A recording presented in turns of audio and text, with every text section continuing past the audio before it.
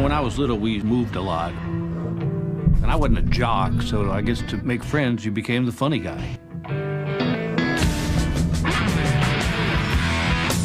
I think he's cute. And he's funny. Fall out of your chair, laughing, crying, funny.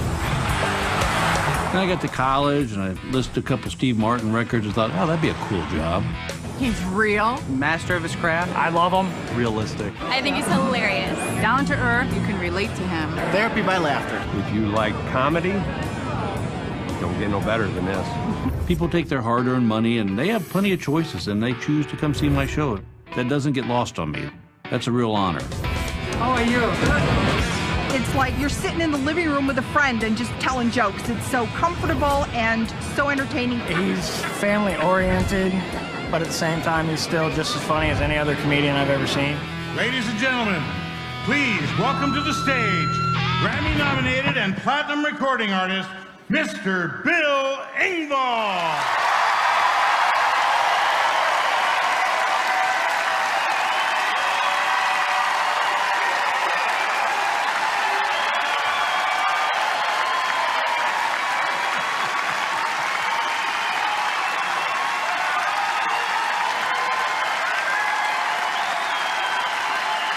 Thank you.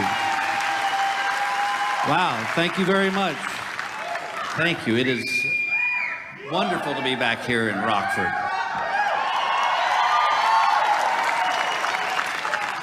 Thank you for being here. Normally, when I do shows like this, you know, I interview with the newspapers or the radio stations or whatever, and they always ask me the same question. They go, well, Bill, is your family funny? I always say, no. No, my family's crazy, and that makes me funny. And the Engvall clan has had crazy covered for a number of decades. My grandparents, when they were alive, God bless their hearts, my grandmother was just crazy as a loon. Most wonderful woman you ever meet in your life, but she just loved to talk. She talked to y'all, that mic stand, the stool, these walls. And they all lived in one little town in Texas, a little town called Georgetown, Texas. And my parents lived there, my sisters lived there, and my grandparents lived there when they were alive. And Gail, my wife, and I, we both went to college in that little town. So when I was in college, you know, I'd go over to Grandma and Grandpa's house because it was a free, good meal.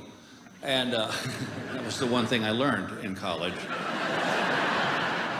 And I'd go over there and it'd be the same scenario every day. There'd be my granddad sitting in his favorite chair with the newspaper up. My grandmother would just be walking through the house talking. And I'd egg it on.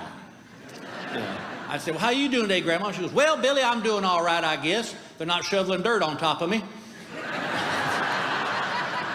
I guess that's a good day. I said, what'd you do today? She goes, well, Bill, I went to the beauty shop today. I said, oh, really? She goes, oh, yes. And I saw Betsy there. And Betsy was getting herself a bouffant hairdo. Now, Bill, I don't know why she'd get a bouffant hairdo, because she's got a fat face. Well, yeah, you'd think a woman with a fat face would want that hair hanging all down in front of her face, but no, she pulls it all on top of her head. So now she's got a big fat bun of hair with those big fat cheeks. I think she's lost her mind. Oh, and did I tell you this?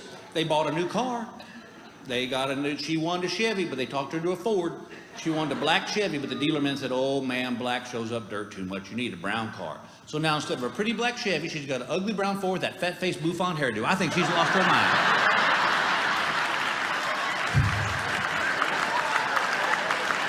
And my granddad would just go, mm-hmm. I'll tell you a story about them. When they were getting ready to celebrate their 50th wedding anniversary, my grandmother said to my granddad, she said, Ray, I want you to go to Macy's and get yourself a suit because it's a big anniversary and I want you dressed up. And my granddad's like, I ain't wearing no damn suit. I ain't never wore one, ain't gonna wear one now. Because you gotta know who my granddad was. It was boots, overalls, and no shirt. All right, yeah. And that was church. Yeah. But you know, Grandma ruled the house, so she got him to go get a suit, and they had their anniversary. Well, everything was great. Well, unfortunately, about 9 months later, Granddaddy passed away. And we were sitting at the funeral home, me and my grandmother, and the funeral director said to my grandmother, she said, ma'am, what would you like Ray buried in? And my grandmother looked at me and said, well, we bought him that suit, I guess we'll just bury him in that. And I remember thinking, this poor man can't catch a break dead.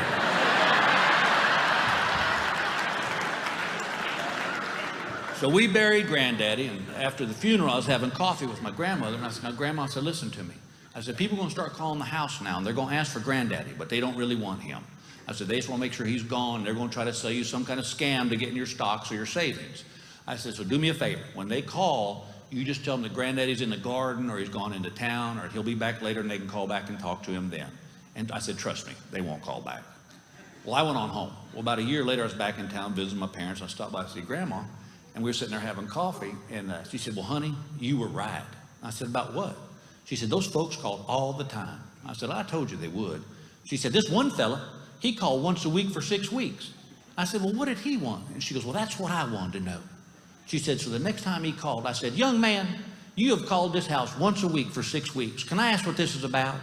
And he said, oh, yes, ma'am. He said, I'm sorry.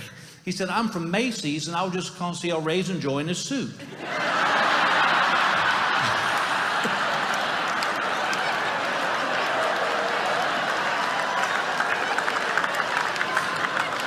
And I started laughing, and I said, what did you say, Grandma? And she goes, well, I didn't want to lie to him because the Lord don't like liars.